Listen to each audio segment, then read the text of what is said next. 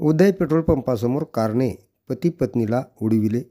पत्नीचे दोन्ही पाय तुटले तर पती किरकोळ जखमी. सर्व घटना CCTV कॅमेऱ्यात झाली कैद. उदगीर शहरातील नांदेड बिदर रोड उदय पेट्रोल पंपासमोर भरधाव कारने दुचाकीला जोराची धडक दिल्याची घटना 6 एप्रिल रोजी घडली आहे. या अपघातात सुजाता सुग्रीव सुवर्णकार यांचे दोन्ही पाय फ्रॅक्चर झाले असून पती किरकोळ जखमी झाला आहे. पती पत्नी स्वतःच्या दुचाकीवरून रस्ता पार करत असताना भरधाव वेगाने येणाऱ्या कारचालकाने दुचाकीला जोराची धडक दिली. सर्व घटना CCTV कॅमेऱ्यात कैद झाली असून घटनास्थळावरून कारचालक पसार झाला आहे.